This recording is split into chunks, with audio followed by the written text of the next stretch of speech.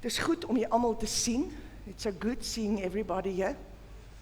And I want to share a word. Met watter Psalm is ons besig? Psalm 27, en wat is ons tema? Divine provision. Kom ons vat ons Bybels en ek wil julle vra, blaai vir my na Psalm 27 toe. As jy daar is, dan wil ek vra dat jy sal opstaan. Hoekom staan ons op? Because the word is the highest authority and we honor the word. Because the word is God. If you want to hear the voice of God, read your Bible.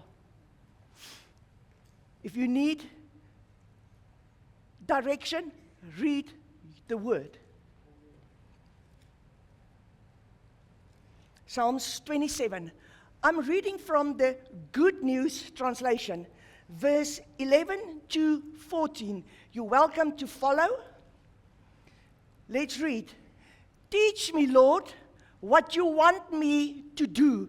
Teach me what you want me to do, and lead me along a safe path, because I have many enemies. Don't abandon me to my enemies who attack me with lies and threats. The attack will come with a lie and a threat.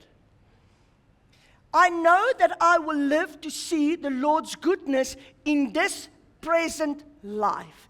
You will see the Lord's goodness in this life. Amen. Trust in the Lord. Have faith. Do not despair. Trust in the Lord. En die gemeente sê amen. Amen. Beteken, so sal dit wees en ek stem saam met hierdie woord. Dankie. Julle kan julle sitplekke neem. Ons praat vanmôre oor divine provision en ons nog steeds by Psalm 27. En ons lees iets hier wat Dawid sê, teach me your ways. Dawid kom hierso en hy sê nie net, it's not just a rescue. Dawid sê nie, hy sê teach me your ways, not rescue me. Hy sê give me direction. I need your direction. Dis nie, ruk my hier weg en dis 'n escape nie. No, it's not an escape, but a transformation. Hy sê, teach me your ways. Give me direction and transform my life. Dis wat Dawid sê. So, wat doen Dawid? David is asking God for alignment. Alignment. Ek gaan nou met julle kuier oor alignment. Not just a relief, alignment. God will not listen. God will not just show you the way. He will reshape the path. He will reshape it according to His will, according to where God wants you to be.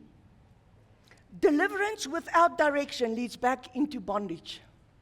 I want you to make a note of this. If you can't write it down, take your cell phone, get your camera, and take a photo of this. And then you can make the notes afterwards. I recommend, take your cell phone, take a picture of that note. Deliverance without direction leads back into bondage. Just think about it. You can be delivered, but you don't have direction. Then you will go back in old habits. If there's no transformation, if there's no direction, you will follow old ways. You will do old things again. So, what is in this scripture? That God wants us, He wants to guide our steps. He wants to guide you. He wants to revive and change your character. This is all in the scripture. And then He wants to establish a new truth within you. His truth. So, in this, teach me your way, it means, God, guide my steps, change my character according to yours, and then establish your truth within me. So then God says, don't quit before you see what I promised. Don't quit before you see what God has promised over your life. We tend to quit just before the breakthrough. instead of wait on the Lord. Trust in God. Trusting means that I'm not in a hurry. Even though everything falls apart around me, I won't make a move. I will not make anything out of myself. I won't do anything out of my own will. I won't make any decisions. I will wait on God to give me direction. And if we do that, we will see, we will experience the promise of God. Waiting, sometimes we think to wait is weakness. Actually, waiting is strength. You know, when everything falls apart around you, we want to make our own plans. We want to make decisions. We want to make choices. Ons gaan vinnig planne maak van ons eie.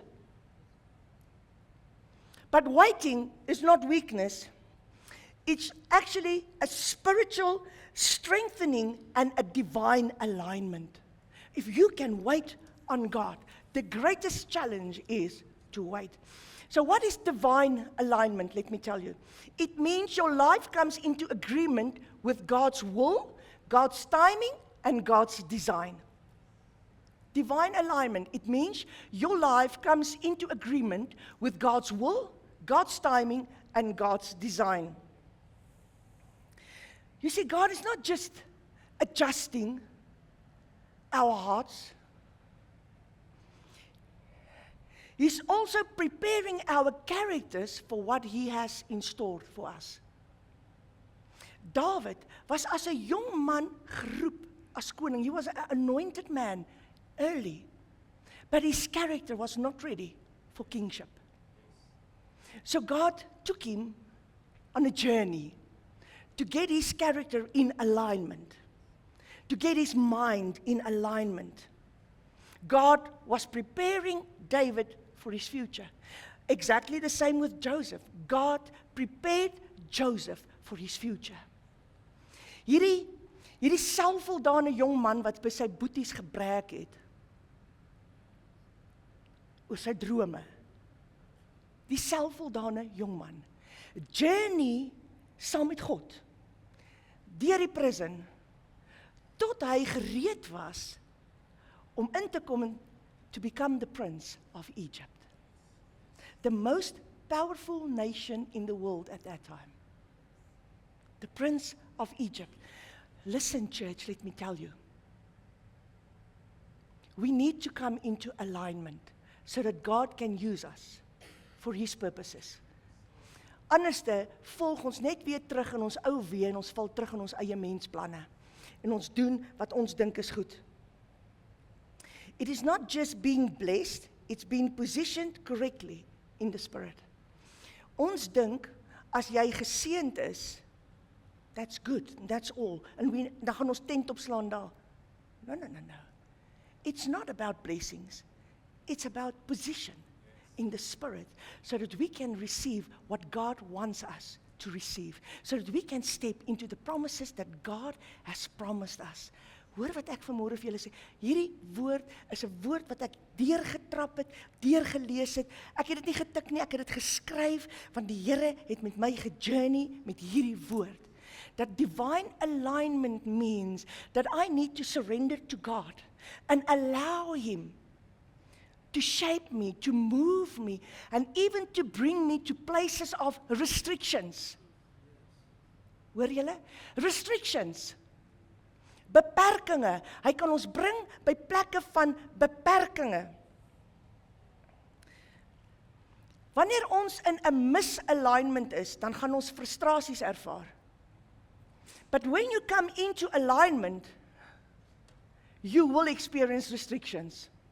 You will all of a sudden just experience, I cannot do this anymore. I cannot do this anymore. Ek kan nie daai kant toe gaan nie.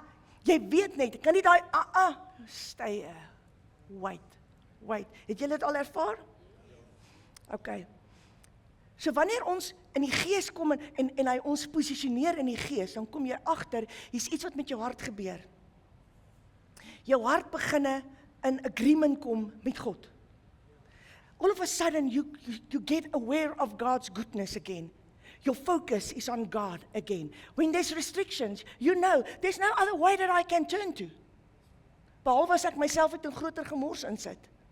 Julle weet mos waarvan ek praat, nê? Your decisions will reflect His directions.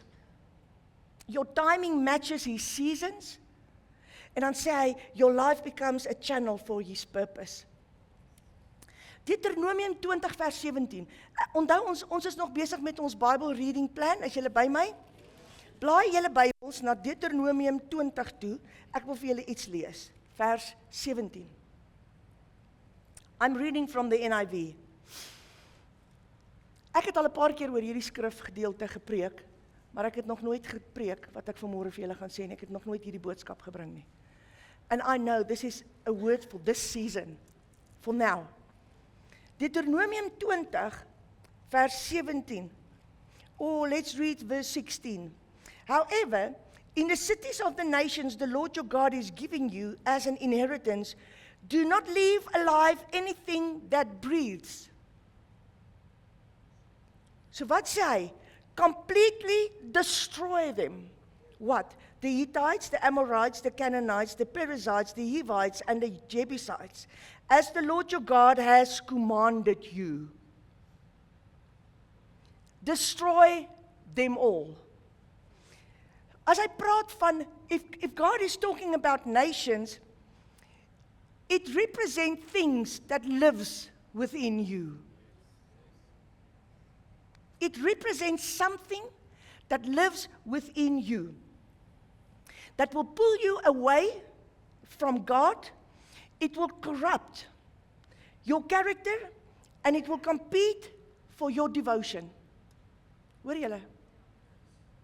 This nation that you allow to live within you will compete. It will pull you away from God. It will compete for your attention, and then it will corrupt your character. En die Here sê vir Israel, hy sê, I am with you. I'm giving you this promise. I'm giving you the land of milk and honey. But there's enemies there. There's 6 enemies there. You need to destroy them. 6 is flesh. You need to destroy them. You need to get rid of them. Because they will teach you toxic habits. They will have ungodly influences in your life. They will teach you stuff, hidden sins. They will teach you. And they will compromise your relationship with God. Your relationship with God will become toxic. Listen to this. What you refuse to eliminate will eventually dominate you. Take a picture. Don't write it down. Take a picture. What you refuse to eliminate will eventually dominate you. That small thing that you allow today and that you try to hide away will eventually become a strong nation within you, and He will destroy your relationship with God. He will destroy your character, and you will not experience what God has promised you. Do you hear me? God doesn't call us to manage sin. God never called us to manage sin. He said, destroy it completely. Get rid of it completely. Don't tolerate a little bit of sin. Because if you don't eliminate it, it will dominate you tomorrow. So God says to Israel, I want you to completely destroy these nations. Then let's read verse 18. Then it says, otherwise, they will teach you to follow all the detestable things they do in worshiping their gods. And you will sin against the Lord your God. God was so jealous of them. And God is jealous of us.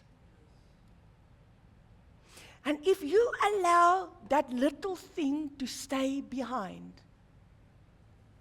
He will contaminate your relationship with God.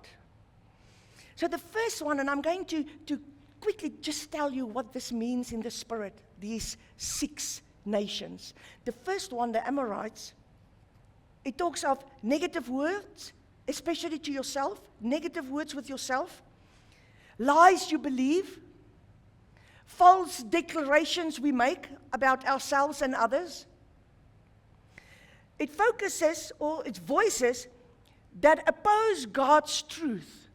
So if God says that you are victorious, this voice will tell you that you are a loser. You cannot do it. You cannot make it. You cannot make it here. You will not overcome this enemy. He will try to remove your focus so that you can only start to listen to this voice. You become aware of these voices within you. You've got a war between your ears. All these voices telling you, you cannot do it. You cannot do it. You will not be victorious. You cannot do it. You know most the negative self-talk? Is dit met julle? Verstaan julle? Verstaan julle? So this is the Amorite spirit. Hy kom, it's about self-criticism, it's about arrogance, and it's about listening to the wrong voices.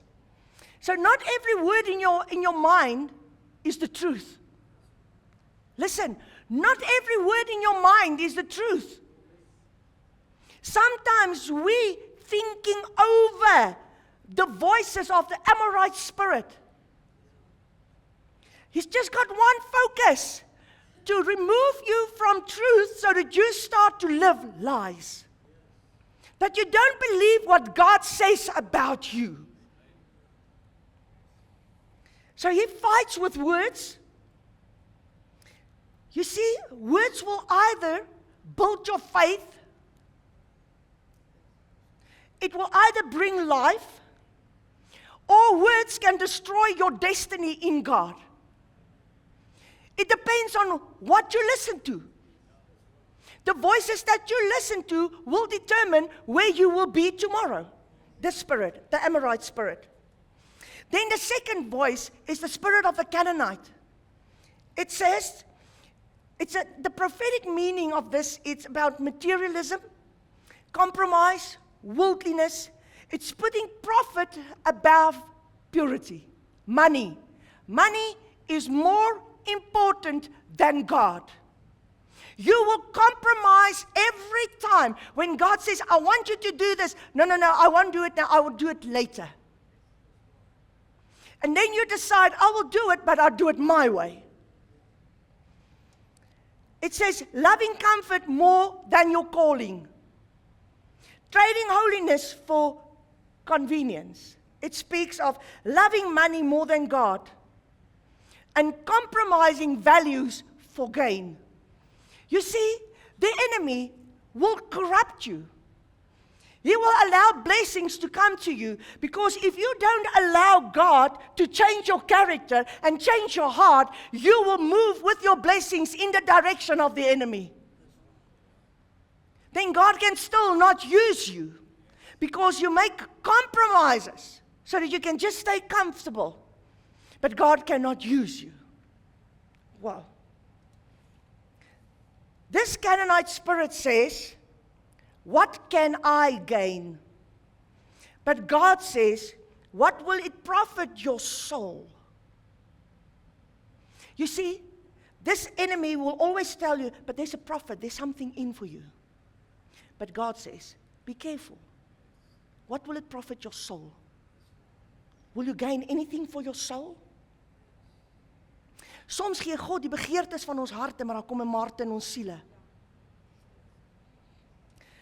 You don't, or you can't carry God's presence and compromise at the same time.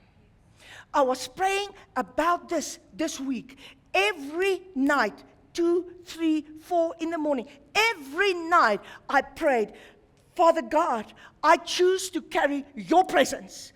Don't let me become a carrier of compromise, of listening to the voices of people. Allow me to listen to your voice only. It doesn't matter then what comes your way, but I will not compromise. I will not step out of this alignment with your spirit. I will stay in alignment. I will do what you want me to do. Even if this place hurts, I know in this place you will change my character.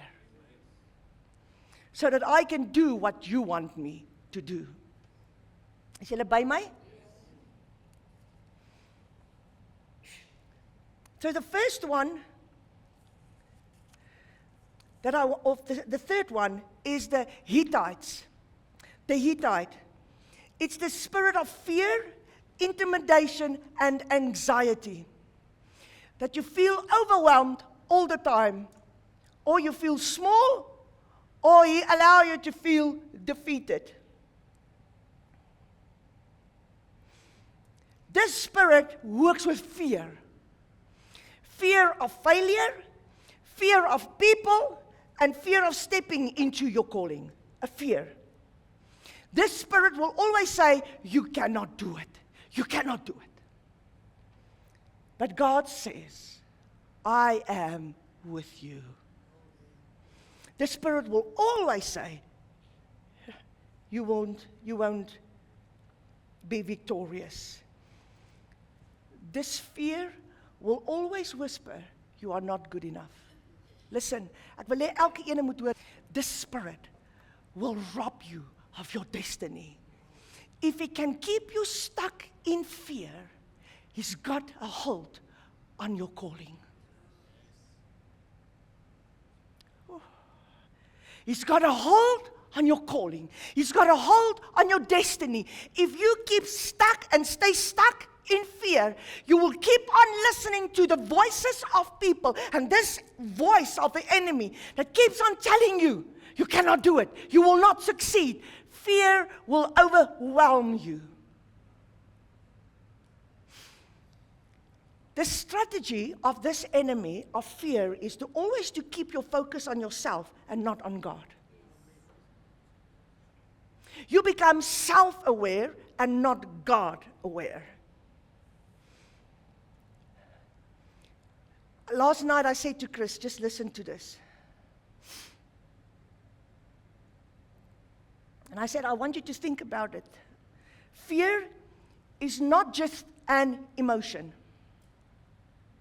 Listen, fear is not just an emotion. It's a limit on your obedience. Think about it. It's a limit on your obedience. Remember when they sent the spies to check out the promised land?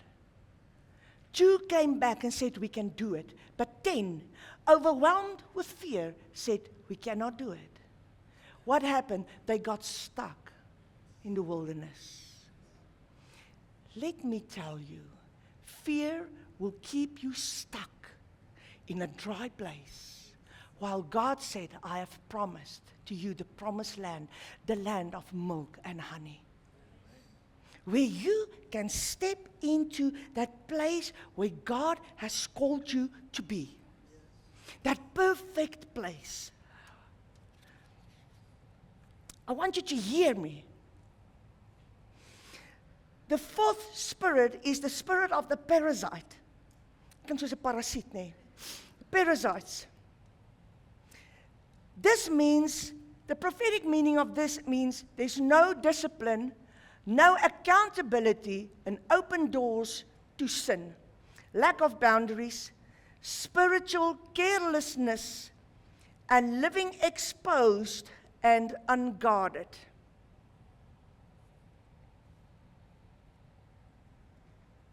What you won't protect, you will lose. Example, if you leave your house open every day, you don't lock any doors, you don't close your windows, you don't close your gates, do you think that your house will stay safe? What will happen? Ek hoor nie. They will rob you. It works like that in the spirit as well. Without boundaries. You see, when we start to serve God, there's boundaries. God said to them, don't allow those enemies, destroy them. That's the boundaries, so that we won't allow the enemy to contaminate our characters and destroy our relationship with God. And this is the boundaries. But if we stay without discipline, we don't read our Bibles, we don't pray, We don't say no to sin. We are not obedient to the voice of God. When God starts to talk to us, we don't listen. We are not obedient. We are undisciplined. You see, to be a child of God, we need to be disciplined. It's not just easy. You need to take up your cross every day to follow Him. It means when there's a cross with choices. My choice and God's choice will cross. And which one are you going to follow? Are you going to follow God, or are you going to follow your own ways? We need to become disciplined children of God. Destroy the enemy. Get rid of the nations that wants to stay within the boundaries of God's promises. If you don't eliminate them, they will dominate you. They will become strong.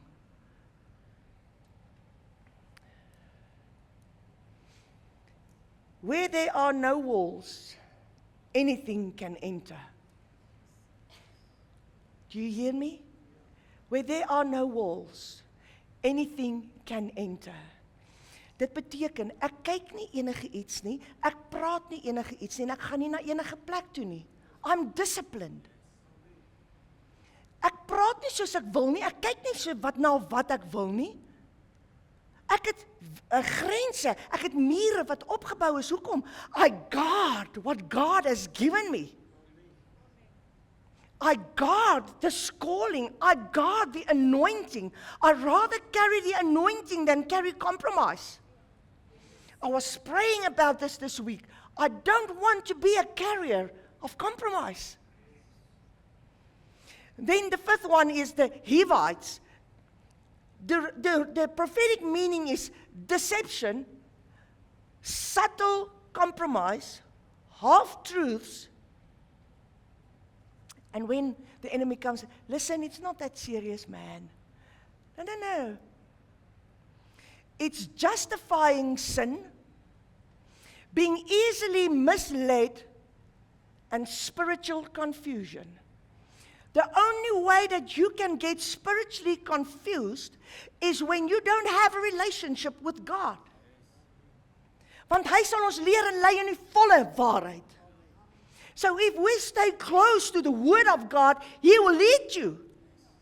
But if we start to compromise, we will start to justify sin.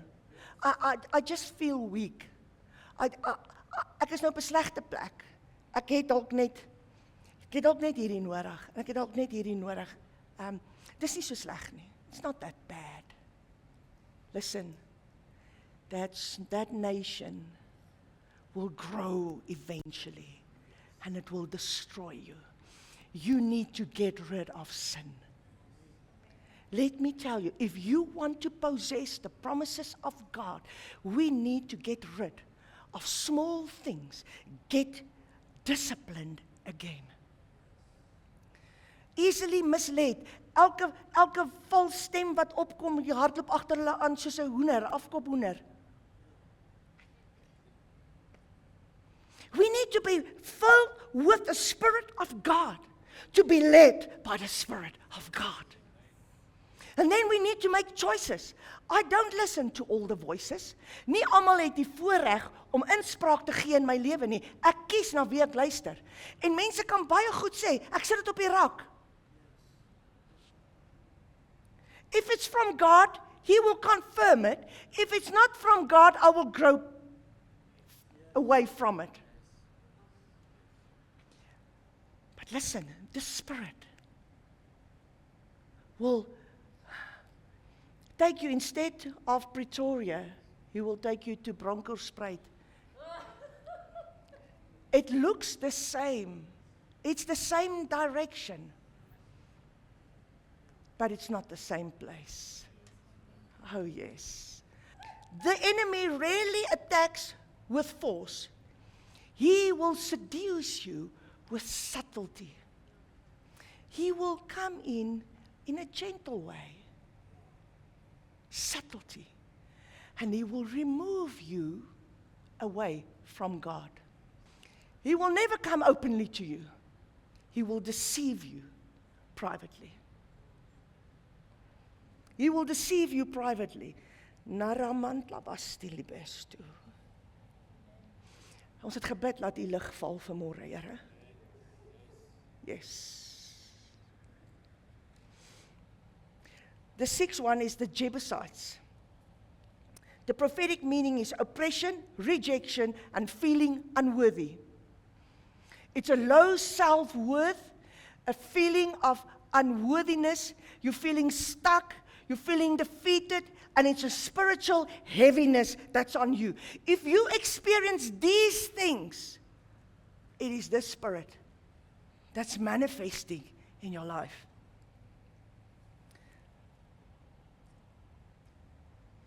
This spirit says you will always be under. But God says you are above only, not beneath.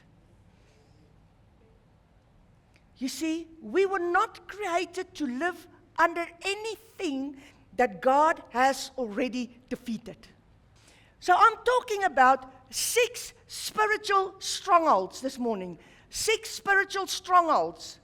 The one is the spirit of fear, the spirit of wrong words, the spirit of compromise, the spirit of lack of boundaries, the spirit of deception, and the spirit of rejection and oppression. You see, if he can keep you stuck in a place of unworthiness, you will be too afraid, the second spirit, to do what God wants you to do. Then the third spirit comes in, you will start to compromise. You see, everyone that comes will bring another nation with him, so that they can take control of your possession. En dis wat God gesê het vir Israel. Don't allow these nations, destroy them completely. There's 6 internal enemies, 6 enemies that will attack you. Spirit of fear, it says what you fear, what you listen to, what you value, what you allow, what you believe, and what you carry. Can you see? They come after your promised land. And they will rob you. But God says, if you don't remove these, they will remove you from your destiny. The enemy that you don't remove will remain to torment you. Israel's biggest mistake was not rebellion. Listen, it was incomplete obedience. Because we say, but I am obedient. I'm just struggling with this. You are either obedient or not. It was not rebellion, it was incomplete obedience that robbed them. Incomplete obedience. Judges, I want to read this. Judges 2, verse 2 to 3. Let us read the NIV. And you shall not make a covenant with the people of this land, but you shall break down their altars. Yet you have disobeyed me.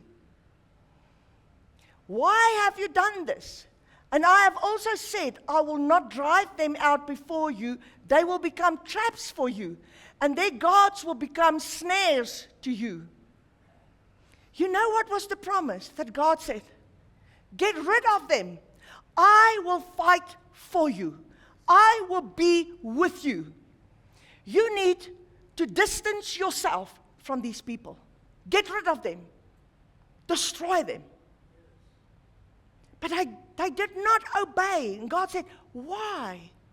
Why didn't you obey? Why do we keep on entertaining these things? Why do we allow the enemy to keep us busy with the stuff All this stuff. I've seen mighty men and mighty women full of potential never reach their potential because they were unwilling to make the sacrifice of making choices and leave these things alone. You see, but there is hope. Jesus is your power to overcome. Like Jesus said to them, God said to them, I will be with you. Colossians 2, verse 14 and 15. Having cancelled the charge of our legal indebtedness, which stood against us and condemned us, he has taken it away, nailing it to the cross. And having disarmed the powers and the authorities, he made a public spectacle of them, triumphing over them by the cross. I was reading this scripture, and all of a sudden ek word so opstandig. I get so frustrated with the enemy. Can you believe that a defeated enemy can still lie to us and keep us away from our destinies? Because we don't believe what God has done for us on the cross. Then we keep on turning back to old ways and old mannerisms and old friends, old nations. Instead of saying, you are actually defeated. You don't have hold on me. And I make a choice. I make a choice. You see, there's something that we don't understand. We don't need to fight for victory. We fight from victory. He's a defeated enemy. Listen, the enemy is already defeated. So we allow a defeated enemy to keep us stuck.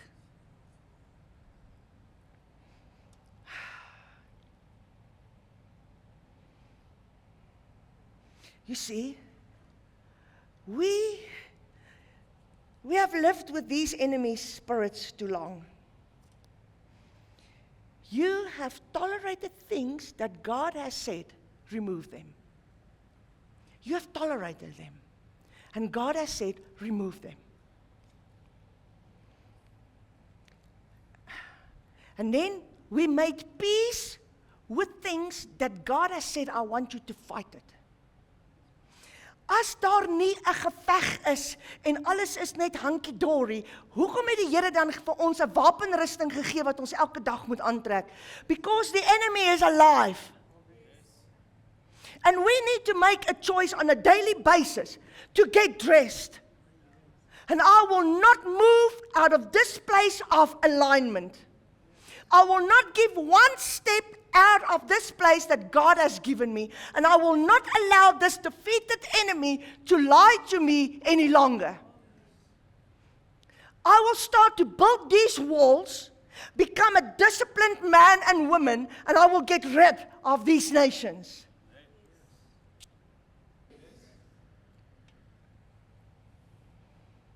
So what God has given you authority over, you don't have to live under. You cannot possess the promise if you protect the problem. Want die waarheid maak ons vry. Solank as wat jy sê, nee maar ek is okay. Hier is nie 'n groot issue nie. Dit is maar 'n klein dingetjie, maar ek werk daaraan. Luister, die Here het nie vir jou gesê werk daaraan nie. Hy het gesê get rid of it. Get rid of this enemy.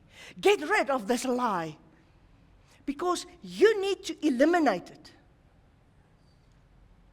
You need to distance yourself from these lies of the enemy. Luke 4 verse 18. Let's read it. The Spirit of the Lord is on me because He has anointed me to proclaim good news to the poor. He has sent me to proclaim freedom for the prisoners and recovery of sight for the blind, to set the oppressed free. Jesus came to set the captives free.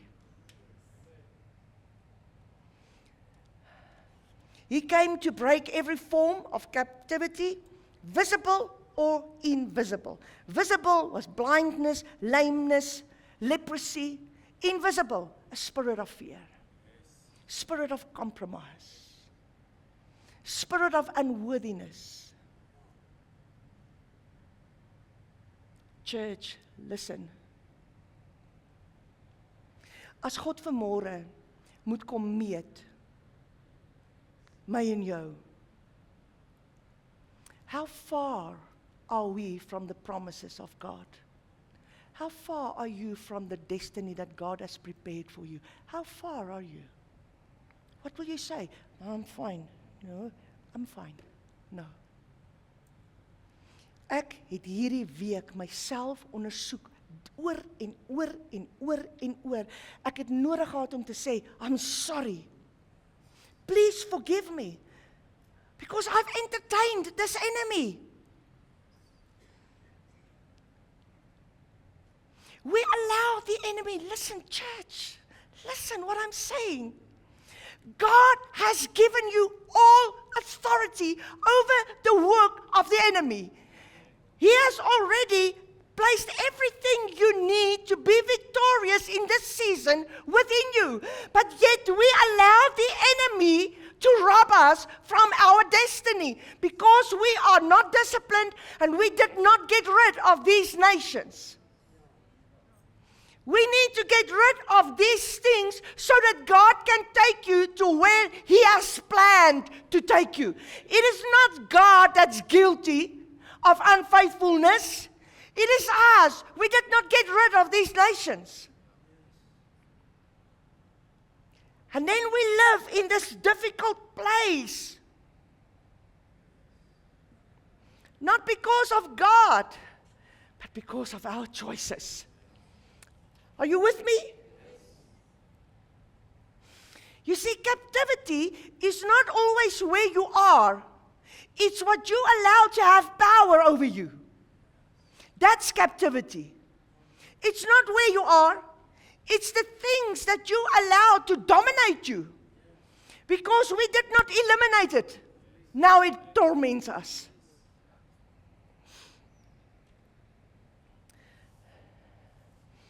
You see, when Jesus came to set the captives free, He gave us Colossians 1 verse 13. He says, through His sacrifice, He rescues us and He transfers. What? Whatever is in Him, He transfers to us. Colossians 1 verse 13. For He has rescued us from the dominion of darkness and brought us into the kingdom of the Son He loves. It's a done deal. God has prepared everything. Everything is in place. Just think about that. Just think.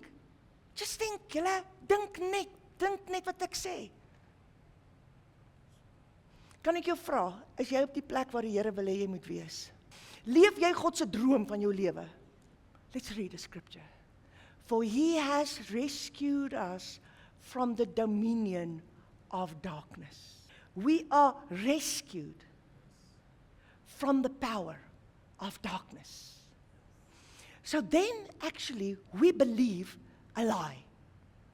And we allow the enemy to rob us.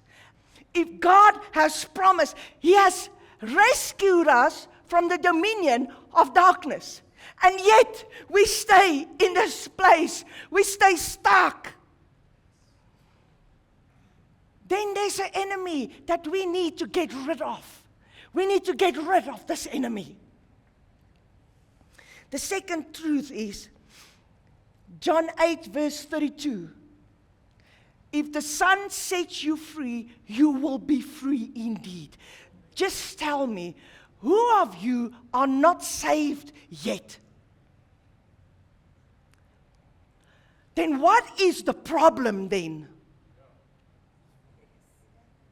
What is the problem then?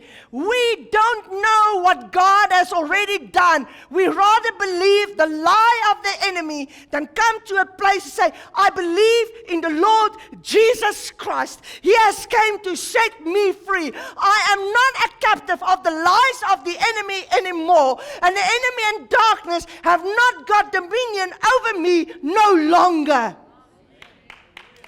I will get rid of this lie of the enemy. I will get rid of this lie. You see, freedom is not power, it's revelation.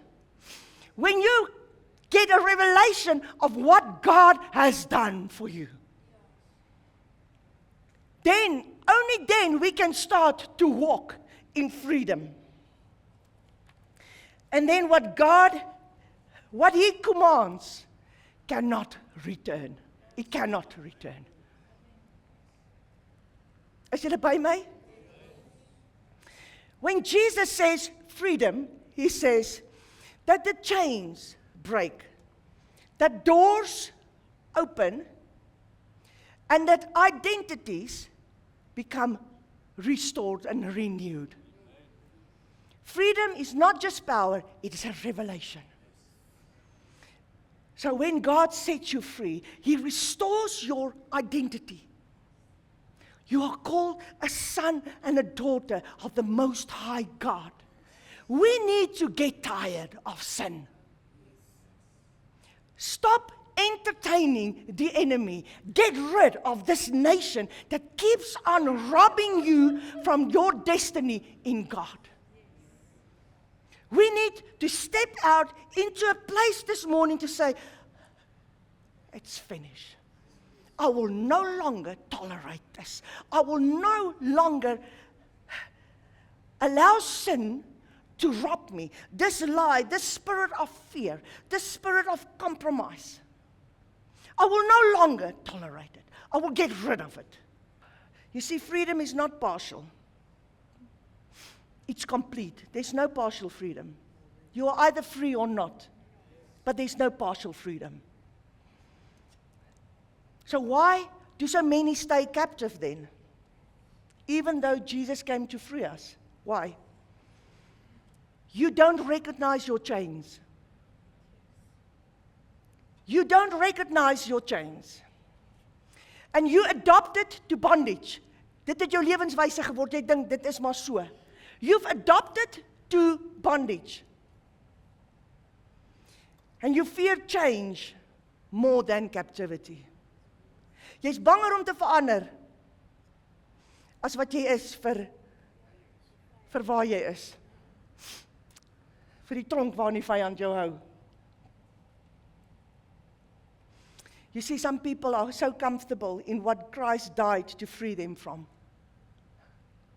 I'm comfortable in this place of lack. I'm comfortable with this lie. I'm comfortable in this place that I'm so focused of worldly things that God is not important anymore. Listen, church, I'm talking to a bright church this morning. A church that says that God is so important to me that I will come in alignment no matter what's going on around me.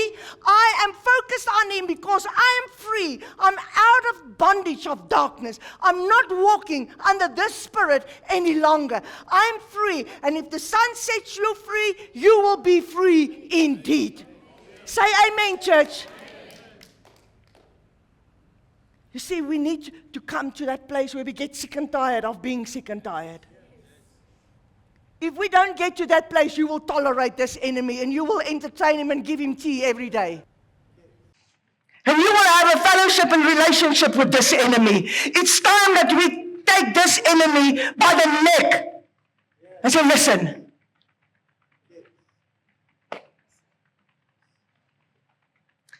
Vrees is nie wie ek is nie. Want hy het my nie 'n gees van vreesagtigheid gegee nie, maar van krag, van liefde en van selfbeheersing. I will not make compromises anymore. You are either for God or against Him, but there's no gray area. Listen, let me tell you, there's no gray area. You either serve God or you don't. You are either obedient or you are not.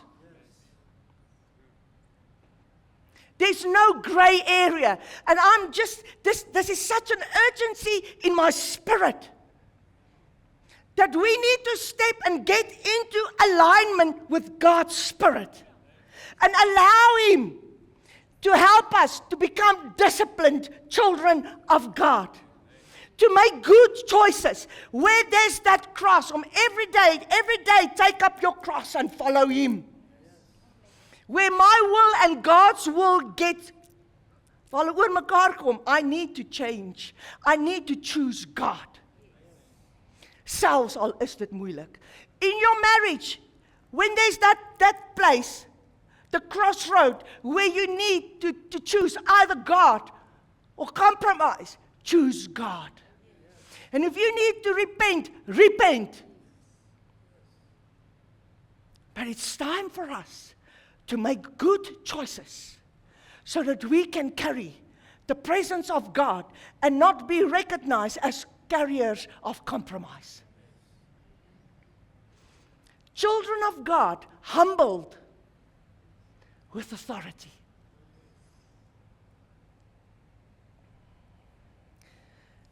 And then, John 8, verse 36. If the Son sets you free, you will be free indeed. That means completely free. So Jesus didn't come to visit your prison. He came to bring you out of it. He didn't come to visit your prison. Wat het hy gedoen met Paulus en Silas? Hy het hulle uitgehaal. Waar uit? Ek hoor nie. Waar het hy hulle uitgehaal? Aha. When you put your focus on God, no prison can keep you stuck. No prison.